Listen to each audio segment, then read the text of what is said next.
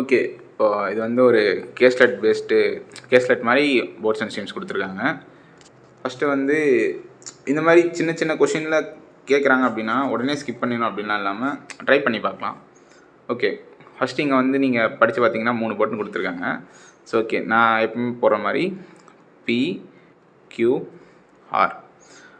எப்போவுமே எல்லா போட்டுக்கும் என்ன இருக்கும்? ஸ்டில் வாட்டர் ஸ்பீட் தனியாக யூனிக்காக இருக்கும், ஸ்டீம் இருக்கும், தென் அப்ஸ்ட்ரீம் இருக்கும், டவுன் ஸ்ட்ரீம் இருக்கும். ஓகே,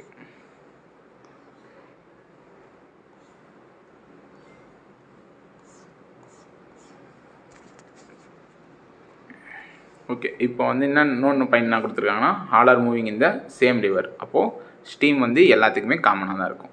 பட் அங்கங்கே எடுக்கிறப்ப டிஃப்ரெண்ட் வேரியபிள் சேஞ்ச் ஆகும், பட் ஸ்டீம் சேம், அவ்வளோதான். Okay, speed of boat P in down stream.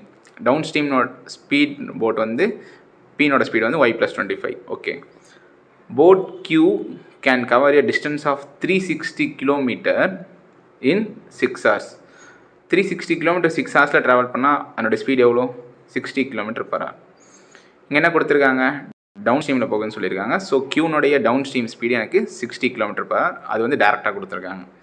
Next point, the ratio of speed of boat P and Q in still water. Pக்கும் Qக்கும் still water ratio கொடுத்துருக்காங்க. So நான் 4x and 3xன்னு எடுக்கிறேன். Okay, நமக்கு எல்லாருக்கும் பேசிக்காக ஒரு கான்செப்ட் தெரிஞ்சிருக்கும். Downstream speed is equal to still water plus stream. இப்போ உங்களுக்கு இங்கே என்னெல்லாம் தெரியும்? ஸ்டில் வாட்டர் தெரியும், டவுன் ஸ்ட்ரீம் தெரியும். So downstream minus still water is equal to ஸ்டீம்னு சொல்லலாமா? ஏன்னா நமக்கு இங்கே ஸ்டீம் தெரியாது, இங்கேயும் ஸ்டீம் தெரியாது. நான் சொல்லிட்டேன் ஸ்டீம் சேம், பட் அங்கங்கே டிஃப்ரெண்ட் வேரியபிள்ஸ் எடுக்கணும். ஸோ இங்கே பாருங்கள், டவுன் ஸ்ட்ரீம்லேருந்து ஸ்டில் வாட்டர் மைனஸ் பண்ணால் y+25 மைனஸ் 4x.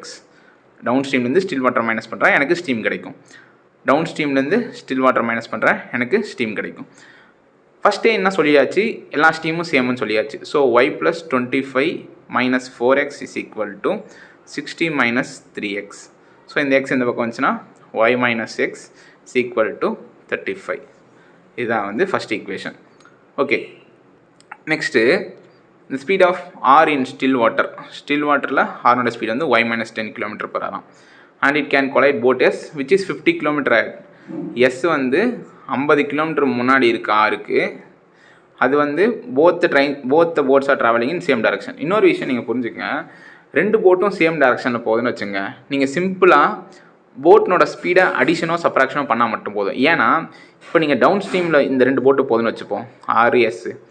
இப்போ நீங்கள் என்ன பண்ணியிருப்பீங்க? ஆருக்கும் ஸ்டீம் ஆட் பண்ணியிருப்பீங்க, எஸ்ஸுக்கும் ஸ்டீம் ஆட் பண்ணியிருப்பீங்க. ஸோ உங்களுக்கு என்ன ஆகும்னா ரிலேட்டிவ் ஸ்பீட், ஐ மீன் எப்படின்னா, ஓகே, டவுன் ஸ்ட்ரீமில் போகிறப்ப என்ன ஆகும்? அது ஓகே, ஆருக்கு டவுன் ஸ்ட்ரீம் ஸ்பீட்னு ஒன்று இருக்கும், எஸ்ஸுக்கு டவுன் ஸ்ட்ரீம் ஸ்பீட்னு ஒன்று இருக்கும். ஸோ இது ரெண்டுத்தையும் நம்ம ஆட் பண்ணி ரிலேட்டிவ் ஸ்பீட்னு வைப்போம். அப் ஸ்ட்ரீமில் போகிறப்ப ஆருக்கு ஒரு நெகட்டிவ் ஸ்பீடு இருக்கும், எஸ்ஸுக்கு ஒரு நெகட்டிவ் ஸ்பீடு இருக்கும். ஓகே, இப்போ என்ன ஆகுனா இது ரெண்டுத்துக்கும் வந்து இருங்க நான் சொன்ன அதே மாதிரி சொல்கிறேன். ஓகே, இருங்க, சேம் டேரக்ஷன் போதுன்னு வச்சுப்போம். ஆப்போசிட் டேரக்ஷனில் போனால் தான் ஸ்பீட் ஆட் பண்ணுவோம். சேம் டேரக்ஷன் என்ன பண்ணுவோம்? கண்டிப்பாக டிஃப்ரென்ஸ் தான் எடுப்போம். எது பெரிய ஸ்பீடோ அது டிஃப்ரென்ஸ் எடுப்போம். இங்கே நீங்கள் நோட் பண்ணிங்கன்னா தெரியும், ஆருக்கு டவுன் ஸ்ட்ரீம்னா என்ன இருக்கும்? அதனோட ஸ்பீடு ப்ளஸ்ஸு ஸ்டீம் ஸ்பீடு இருக்கும். எஸ்ஸுக்கு அதனோட ஸ்பீடு ப்ளஸ்ஸு ஸ்டீமோட ஸ்பீடு இருக்கும். நீங்கள் இங்கே மைனஸ் பண்ணுறாக்க என்ன ஆகுனா இந்த 2 ஸ்டீமும் போயிடும். ஸோ நீங்கள் வந்து அது ஸ்டில் வாட்டரில் சேஸ் பண்ணாலும் சேம், அப்படியே 2 போட்டுக்கு டிஃப்ரென்ஸ் எடுத்தாலும் ஒன்று தான். அப்ஸ்ட்ரீமில் போகிறப்ப நீங்கள் ரிலேட்டிவ் ஸ்பீட் சேம் டேரக்ஷனில் போச்சுனாலும் ரிலேட்டிவ் ஸ்பீட் எடுக்கிறீங்கன்னா ஜஸ்ட் அந்த போட்னோட ஸ்பீடு மட்டும் டிஃப்ரென்ஸ் எடுத்தாலே போடும். ஏன்னா அங்கே இருக்க ஸ்டீம்ஸ் கண்டிப்பாக அங்கே கேன்சல் ஆகிரும். ஸோ இதுதான் நான் சொல்ல வந்தேன், பட் இங்கே மாற்றி சொல்லிட்டேன். ஓகே, இப்போ இது வந்துச்சு, இது வந்து சேஸ் பண்ணுன்னு சொல்லியிருக்காங்க. ஓகே, அது இருக்கட்டும். இப்போ ratio of speed of boat P in downstream and upstream. Pனுடைய டவுன் ஸ்ட்ரீம் ஸ்பீட் எனக்கு தெரியும், y+25. நெக்ஸ்ட்டு அப்ஸ்ட்ரீம் ஸ்பீட்னா சரி, okay, still water minus stream is equal to upstream. எனக்கு இங்கே ஸ்டில் வாட்டரும் தெரியும், ஸ்டீமும் தெரியும். ஸோ நான் அப்ஸ்ட்ரீம் ஈஸியாக கண்டுபிடிச்சிடலாம். ஸ்டில் வாட்டர் வந்து ஸ்டீமை மைனஸ் பண்ணுங்கள். 8x minus y minus 25. இதுலேருந்து இதை மைனஸ் பண்ண போது இங்கே மைனஸ் வந்து ப்ளஸ் ஆயிரும், இப்படி வரும். Okay, 8x minus y minus 25 is equal to 5/3. ஏன்னா இது டவுன் ஸ்ட்ரீம் ஸ்பீட், இது upstream speed. Cross multiply பண்ணால் 3y + 75 is equal to 40x minus 5y minus 125. இப்போ இந்த பக்கம் வந்துச்சுன்னா 8y minus 40x is equal to minus 200. அப்படியே reverse பண்ணி எழுதுங்க. 40x minus 8y is equal to 200க்கு 1200 எழுதிச்சுக்கோங்க. 200. ஸோ 200. இப்போ இதை 8ஆல் கேன்சல் பண்ணிங்கன்னா 5x minus y is equal to என்ன வரும் 25 வரும். ஓகே, இப்போ ஆல்ரெடி ஒரு ஈக்குவேஷன் இருக்குது, இந்த ஈக்குவேஷன் இருக்குது. நீங்கள் இப்போ நீங்கள் சால்வ் பண்ணிங்கன்னா உங்களுக்கு y கேன்சல் ஆயிரும். So 4x is equal to 60, x is equal to 15, so y is equal to 50. நீங்கள் இதை சப்ஸ்டியூட் பண்ணி ஈஸியாக வந்து ஆன்சர் வந்து ஃபைண்ட் பண்ணிக்கலாம். இப்போ இங்கே எக்ஸ்னோட வேல்யூ 15 சப்ஸ்டியூட் பண்ணிங்கன்னா உங்களுக்கு என்ன வரும் 15 வரும். ஸோ ஸ்டீமோட ஸ்பீட் எல்லா இடத்துலையும் 15 தான். ஸோ y 15 சப்ஸ்டியூட் பண்ணால் இங்கே 14 வரும். So 40 minus 15 25, 40 + 15 55.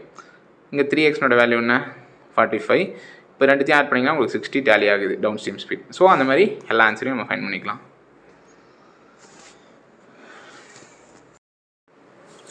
ஓகே, இது வந்து ஒரு ஏஜஸ் பேஸ்டு கேஸ்லெட்னு சொல்லலாம், இல்லை ரேஷியோ பேஸ்டு கேஸ்லெட்னு சொல்லலாம். ஓகே, இப்போ வந்து ஒரு ஃபேமிலியில் வந்து 7 பேர் இருக்காங்க. ABCDEFGன்னு 7 பேர் இருக்காங்க. அவங்களுக்கு வந்து ஏஜினுடைய ரேஷியோ வந்து இந்த ரேஷியோவில் இருக்குது. அதுக்கு அடுத்த பாயிண்டே கண்டினியூ பண்ணி நாட் நெசசரிலி இன் சேம் ஆர்டர்னு சொல்லியிருக்காங்க. பட் அவங்களுடைய ஏஜஸ் இந்த ரேஷியோவில் தான் இருக்கும். பட் யாருக்கு எந்த ரேஷியோன்னு கொடுக்கல, அதுதான் நம்ம கண்டுபிடிக்கணும். 5:7:12:4:9:11:5. இந்த 7 நம்பர் ஏஜஸில் இருந்தால் கண்டிப்பாக இவங்களுக்குள்ள ஏஜஸ் வந்து இருக்கும். ஓகே, ஃபஸ்ட்டு பாயிண்ட் என்ன கொடுத்துருக்காங்கன்னா, the age of D is more than twice the age of C. Dனோட வயசு எப்படி இருக்குன்னா 2Cயை விட அதிகமாக இருக்குமா. the age of D is more than twice the age of C. Cனோட ஏஜை ட்வைஸ் பண்ணி பார்த்தாலும் Dயை விட கம்மியாக தான் இருக்கும். பட் லெஸ் தென் எதை சொல்கிறாங்க, Dயை தான் சொல்கிறாங்க. But less than A and E. இப்போ இந்த கண்டிஷன் தான் நமக்கு ஃபஸ்ட்டு கண்டிஷன். ஓகே, இதை வச்சே நம்ம வந்து ஒரு அசம்ஷனுக்கு போகலாம். இப்போது டீனோட வேல்யூ உங்களால் 4ஓ 5ஓ எடுக்க முடியாது. ஏன்னா இப்போ நீங்கள் இங்கே 4ன்னு எடுத்திங்கன்னா அது கீழே சின்ன நம்பர் C உங்களால் எடுக்க வாய்ப்பே இல்லை. ஸோ நான் டீனோட வேல்யூ 5ன்னு எடுத்தாலுமே நான் இங்கே Cக்கு 4ன்னு தான் சப்ஸ்டியூட் பண்ணணும். ஏன்னா அதை விட கம்மியான நம்பர் கம்மியாக தான் நமக்கு வரணும். பட் 2 × 4 எனக்கு 8ன்னு ஆயிரும். அது Dயை விட பெருசுன்னு ஆயிரும். ஸோ டீனோட வேல்யூ என்னால் 5ன்னு எடுக்க முடியாது. டீனோட வேல்யூ 4 வராது, டீனோட வேல்யூ 5 வராது. நெக்ஸ்ட் டீனோட வேல்யூ 7 சப்ஸ்டியூட் பண்ணாலும் நான் 4 தான் மினிமம் வேல்யூ. ஏன்னா 2ஆல் மல்டிப்ளை பண்ணி ஆகணும். அப்பயும் எனக்கு 8 தான் வருது. ஸோ டீனோட வேல்யூ 7ம் சூட் ஆகாது. நெக்ஸ்ட்டு டீனோட வேல்யூ 9. டீனோட வேல்யூ 9 வச்சா என்னால் சீனோட வேல்யூ 4ன்னு எடுக்க முடியும். ஏன்னா 5ன்னு எடுக்க முடியாது. 5ன்னு எடுத்தால் 10 ஆயிரும். ஏன்னா இதுக்கப்புறம் நம்ம யோசிக்க தேவையில்லை. ஏன்னா நீங்கள் 11 எடுத்தீங்கனாலே உங்களுக்கு என்ன கண்டிஷன் ஸ்டார்டிங்லேயே கொடுத்துறாங்கன்னா Dயை விட 2 பேர் பெரியவங்க இருக்காங்க. ஸோ கண்டிப்பாக உங்களால் 11, 12 எடுக்க வாய்ப்பே இல்லை. ஏன்னா அதுக்கு மேலே நம்பர்ஸ் இல்லை. ஸோ கண்டிப்பாக ஏவும் ஈக்கும் 11, 12 தான் நமக்கு லாஜிக் செட் ஆகும். ஸோ டீனோட வேல்யூ நமக்கு கன்ஃபார்மாக 9x தான். சீனோட வேல்யூ கன்ஃபார்மாக 4x தான். இப்படி இந்த கண்டிஷனில் மட்டும்தான் நீங்கள் பார்த்தீங்கன்னா உங்களுக்கு அவங்க சொல்கிற ஃபஸ்ட்டு பாயிண்ட் வந்து டேலி ஆகும். எப்படி ஏவும் ஈயும் Dயை விட பெருசாக இருக்கணும். ஓகே, Cயை டபுள் பண்ணால் கூட Dயை விட கம்மியாக தான் வரணும். ஓகே, எல்லா கண்டிஷனும் சாட்டிஸ்ஃபை ஆகிறது இந்த ஒரு நம்பர் லாஜிக்கு மட்டும்தான். ஸோ இதுதான் வந்து கரெக்டான லாஜிக். நெக்ஸ்ட்டு இப்போது B is older than just one of the members. Just one of the மெம்பர்ஸ்னால் நீங்கள் இது இன்க்ரீஸிங் ஆர்டரில் அரேஞ்ச் பண்ணுங்கள். 4, 5, 5, 7, 9, 11, 12 கரெக்டாக. ஜஸ்ட் ஒன் ஆஃப் தி மெம்பர்ஸ்னால் இது ரெண்டும் சேம் தான். ஸோ ஒருத்தனை விட மட்டும்தான் அதிகமாக இருக்கணும். ஸோ கண்டிப்பாக நமக்கு பீனோட வேல்யூ 5x தான் வரும். ஏன்னா அவன் மட்டும்தான் 4ஐ விட அதிகமாக இருப்பான். நம்ம 7ன்னு போனோன்னா அதை விட 2 பேர் கம்மியாக இருப்பாங்க. ஸோ நமக்கு பீனோட வேல்யூ கன்ஃபார்மாக 5x தான். The age of F is equal to இப்போ நம்மளுக்கு என்னெல்லாம் கிடச்சிருக்கு, ADCB கிடச்சிருக்கு, AE கிடச்சிருக்கு, FG மட்டும் ரிமைனிங் இருக்குது. ஸோ FGக்கு நம்மளுக்கு என்ன லாஜிக் கிடைக்கும், 5 or 7. ஓகே, இது 2 தான் Fக்கும் Gக்கும் சூட் ஆகும். ஏன்னா 11, 12 வந்து Aக்கும் Eக்கும் போயிடும். மீதி BCD வந்து நம்ம கன்ஃபார்ம் பண்ணிட்டோம். Okay, F is equal to 4x% of B. பீனோட ஏஜ் என்ன நமக்கு 5, எக்ஸ், இந்த எக்ஸ் வந்து கேபிட்டல் எக்ஸ், இங்கே கொடுத்துருக்க எக்ஸ் வந்து கேபிட்டல் எக்ஸ், நம்ம அசம்ஷன் எடுத்ததுலாம் ஸ்மால் எக்ஸ். Okay, 4x%. இப்போ உங்களுக்கு எஃப்னோட வேல்யூ 5 அல்லது 7 தான் வரணும். பீனோட வேல்யூ எனக்கு 5x. ஸோ ஒன்று உங்களுக்கு பிஏனுடைய 140%ஆக எஃப் இருக்கலாம், கரெக்டாக. பி வந்து 5x, ஓகேங்களா. இப்போ உங்களுக்கு எஃப் 7 ஆர் 5 தான் வரணும். ஒன்று அப்படியே பியும் எஃப்பும் சேம்னு சொன்னால் எத்தனை பர்சன்டேஜ்? 100%. பி வந்து 5, எஃப் வந்து 7னா 140%.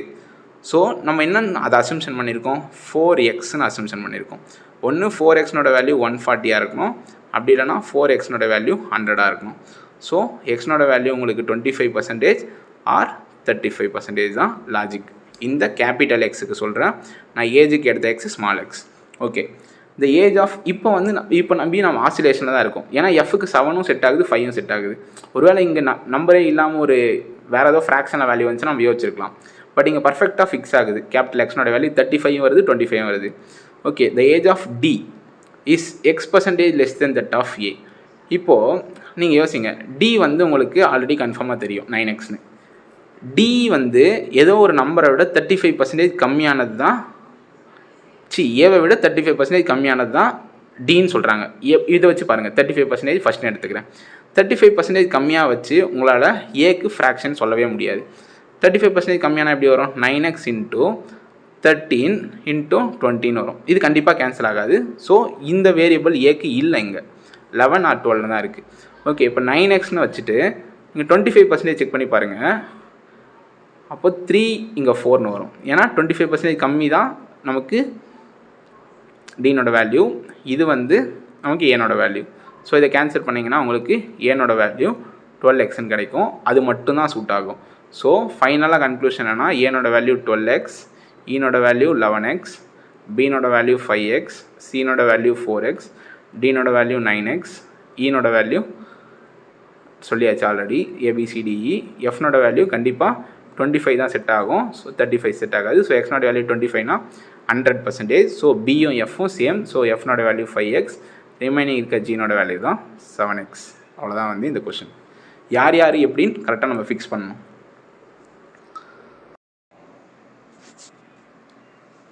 ஓகே, இப்போ இந்த கொஷின் வந்து என்ன கொடுத்துருக்காங்கன்னா, இது வந்து ஒரு டிஃப்ரெண்ட்டான கேஸ் ஸ்டட் மாதிரி கொடுத்துருக்காங்க. ஓகே, ஃபஸ்ட்டு கமல் அப்படின்ற ஒருத்தர் இருக்கார். அவர்கிட்ட 41N டாஃபீஸ் வந்து டோட்டலாக இருக்குது. ஓகே, ஃபஸ்ட்டு கீழே நோட்டை படிங்க. N is a square of a smallest odd prime number. Smallest odd prime number என்ன? நம்மளுக்கு 2, 3, 5, 7 தான் ப்ரைம் நம்பர்ஸ். இது ஆட் கிடையாது. ஸோ ஸ்மாலஸ்ட் ஆட்னா நமக்கு n is equal to 3 square. ஏன்னா square of smallest odd prime number. So என்னோட value நமக்கு 9. Okay, m is the largest single digit prime number. largest single digit prime number நமக்கு 7. Okay, m is equal to 7. Okay, இப்போ வாங்க, Kamal has 41N toffees. Next boys is less than கேர்ள்ஸ்ன்னு சொல்லிட்டாங்க. Okay, இந்த condition 3 condition கொடுத்துருக்காங்க. என்னென்னா என்னோட value 9, என்னோட value 7, boys is less then girls. இந்த 3 கண்டிஷன் வந்து நோட்டில் கொடுத்துருக்காங்க. ஓகே, நெக்ஸ்ட்டு என்ன, ஸ்டார்டிங் அவர்கிட்ட மொத்தமாக 41N டாஃபீஸ் இருக்குது.